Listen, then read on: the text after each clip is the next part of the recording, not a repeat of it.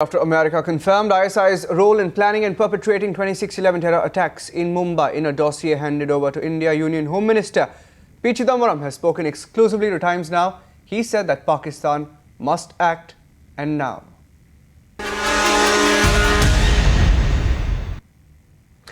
The Home Minister has demanded an explanation from the Pakistani government. He's demanded answers as to why Pakistan has gone back on the promise.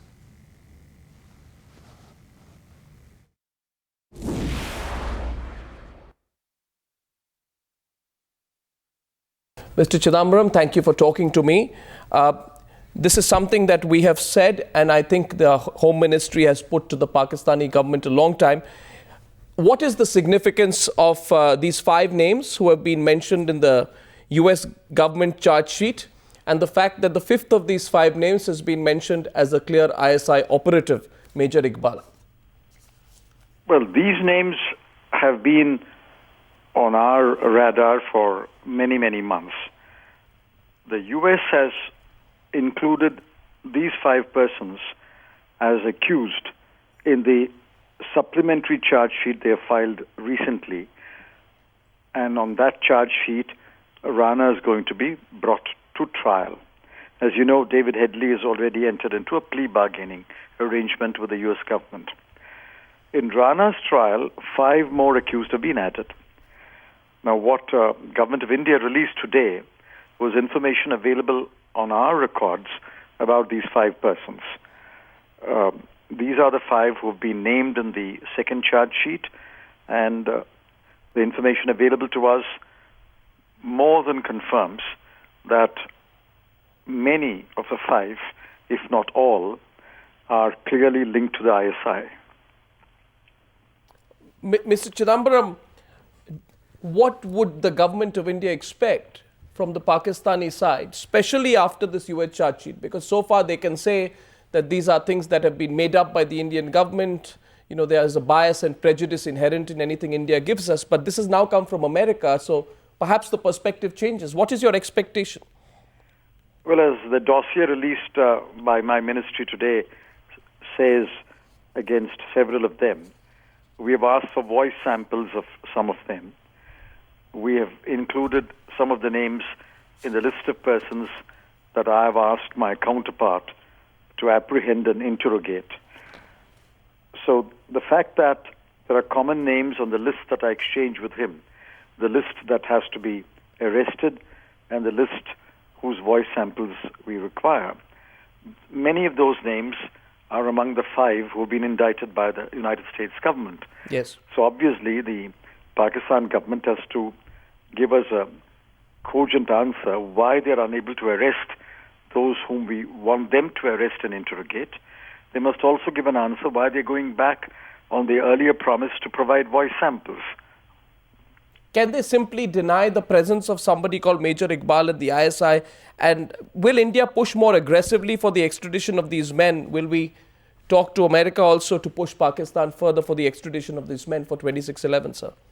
See, we have some information about Major Iqbal. It may not be his real name, but we have some information which I have put in the dossier, which was released today. Now, presumably, the United States has more information about Major Iqbal. They've indicted him. They will try him. And suppose he's convicted.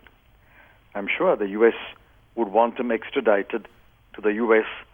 to face the punishment. I think in the trial, more information will come about Major Iqbal and the other 4. Obviously, you can't add a person's name to the indictment without having a lot of information about him. I look forward to getting more information when the trial begins on the 16th of May.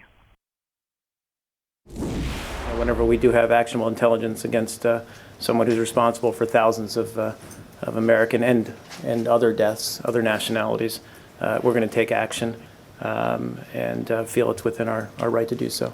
I think we've said pretty clearly. I think Mr. Brennan, from the very first hours after the raid, said that his whereabouts raise some questions about, indeed, in this administration and within Congress, and frankly, within the Pakistani government, about how he could have lived for such a long time and whether he had any kind of support there.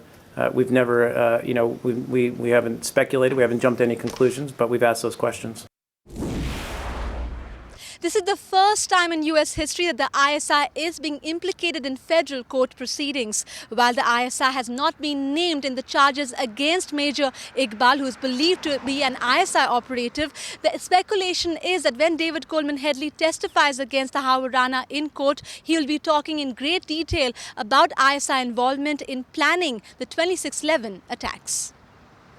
In Washington, D.C., Natasha Srani for Times Now. India's former RAW chief A.S. Dulat has said that US charge sheet against the 26/11 terrorists confirms India's stand of ISI involvement in the Mumbai attack.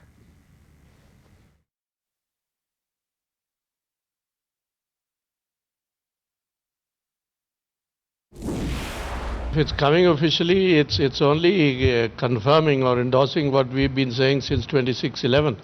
There's nothing new in this as far as we are concerned, because from day one we've said that an attack or an operation of the magnitude that we had in Mumbai could not have happened without